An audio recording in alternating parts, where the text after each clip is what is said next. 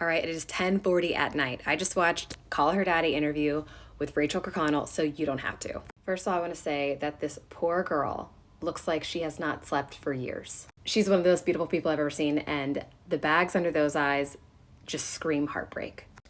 I also want to know what beta blocker she's on because can I get a prescription?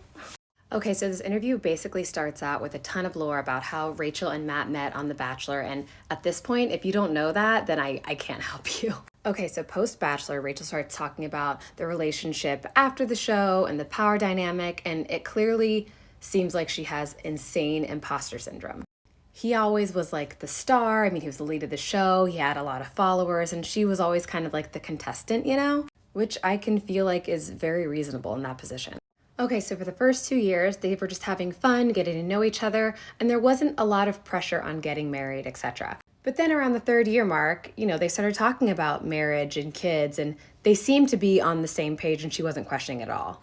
Now we're fast forwarding to year 4, and they still don't live together. They never lived together this entire time. They've been traveling together. Matt had his apartment in New York and Miami, and then she had her apartment in Georgia, and that apparently is where they had been staying when they weren't traveling, for the most part. To me, that's an immediate red flag. I mean, he did say that he didn't want to live with her because of his religion and everything, but 4 years together, you're sharing hotel rooms together? I don't understand. Make it make sense. So Alex started asking Rachael about what kind of arguments they had. And basically Rachael was like, we didn't really argue that much, but sometimes, if I was upset, I would bring my concerns to him and then he would get upset at me and then I would be the one apologizing, which is a situation I feel like a lot of us have been in where we're just telling the man what he had done wrong. And he's like, yeah, but you're making me feel bad about something I did. Ew. Now let's get to the breakup. I just want to tell you right now that this is a pretty normal breakup, other than the fact they're going through this through the public eye and there's an Instagram post and everybody's talking about it. This kind of is pretty normal. They spent some time in London before they went to Tokyo, as we've seen from the Instagram videos that he was still posting after the breakup. And then when they get to Tokyo, he is talking about how he feels so lucky to be with her and how great of a partner she is and how he still felt a future with her. All seems pretty normal, right? Well, that evening they were going to dinner, and obviously he's a food blogger, so those kind of people take food blogging very seriously. You always have to go to the best restaurant because people online are going to see it and they're going to take your recommendations. So if the place sucks, then you suck. She was talking about how she just started her period, she was having a rough day in general, and she was really trying to find a great place for them to go eat and was struggling to. He's like, it's not that big of a deal, like relax, chill out. I love when a guy tells me to relax. And they get to the place ends up not being great, which obviously is a bummer. And so she's at the restaurant, again, having a bad day. She starts crying, and apparently Matt's way of comforting her is just letting her do her thing and then coming back to her later. So when they got back to the hotel after, she gave him a hug, she kind of got over it, and he was like, that was weird, basically. And he said all these things like, I don't understand why you got so upset about that. Like, how are you going to handle things when things are really bad? Like, what's your reaction going to be then? And it's really interesting because earlier on when they were talking about their types of arguments that they had, Rachael would say that he always would say to her that she had problems taking accountability for things, which, okay. So the next morning, everything was fine. She got over it, he got over it, and they were on their way to one of those markets in Tokyo. And when she was scrolling through her phone, trying to pick out different places to eat, he kind of snapped at her because I think he was annoyed with her. And so obviously she was like, don't treat me that way, because what? What I'm pulling from this is that she's just always trying to do her best for him, and she's almost acting as if like a personal assistant, but it's because she loves him, Well, anyways, they get to the market and they both end up going and doing their own thing, which apparently is very not normal for them, which I don't think would be normal for anyone in this situation. They go do their own thing and then they come back to the hotel room and sort of get into another argument. Apparently that morning sort of opened up a can of worms in the car, and so everything after that kind of like spread out into multiple arguments. And so when they were back at the hotel, they have a conversation, and it was the conversation. Mind you, 2 days ago, he was talking about how thankful he was that he had her and how he wanted a family with her and kids.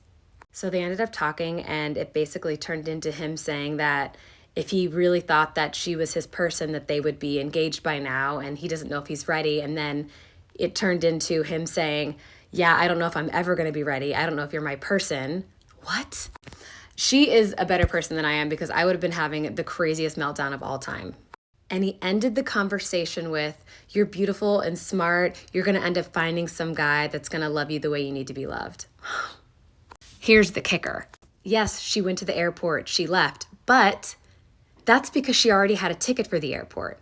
He knew that she was leaving. And so he did this when he knew that she was going to have to leave anyways and go to the airport and fly. Now, here's when things get crazy. She's at the airport, obviously in complete shock about everything. She gets on her plane, and she was telling us how she downloaded like a VPN on her phone forever ago, and so the Wi-Fi never works on her phone. And just as she's about to take off, she gets a text from one of her friends saying, Rach, ? And she opens up Instagram, and the post is there. He did not send a text warning, anything. He just ripped this off the jump, and with like the craziest caption. Also keep in mind that this is a man who knows her phone doesn't have Wi-Fi, and he's posting it at this exact moment. It all feels really fucked. She ends up getting off of her 12-hour flight from Tokyo, drives herself home, and then goes to bed, because at this point her phone is like blowing up crazy from everyone. She's seeing all the notifications from every news outlet. She's hearing me talk about it. Okay, she didn't say me specifically, but you know. After 48 hours of sleeping, her sister comes over and spends some time with her. She ends up seeing her friends and finally like debriefs with them, because she just wasn't ready yet. I mean, 4 or 5 days after you break up, like I'm in complete like comatose, like bury me. So during those 4 or 5 days, she ends up getting a call from him. It was a missed call at like 1 a.m. She calls him back, and he was basically like, so how are you doing? He's checking in? Stop. He ends up apologizing, was like, I see how that was a bad decision. I'm really sorry about it. Like, I was in the heat of the moment. I mean, I have no explanation for why he would do something like that. And neither does she. And they end up continuing the conversation like as if nothing's happened, like nothing's wrong, and they were still friends, which is really weird to me. And turns out that he's been calling her every few days just to check in. Like, stop checking in. This is making things worse. I do want to say like how strong she is, and she wants everybody to know that like he's not a bad person. Like at the end of the day, he is a good guy who just made some really poor decisions on how he handled things. And then Alex was like, so where do you see yourself going from here? Is there a future? And thank God she was like, I don't think there is a future. Like even if we were to get back together, like what, like that wouldn't even be good for me because of all the toxic things that we have heard leading up to this point. So other than that, it's a pretty normal breakup, except for the fact that the entire world saw it. I wish Rachel the best, and I want to know who you guys think she should date next. Put it in the comments.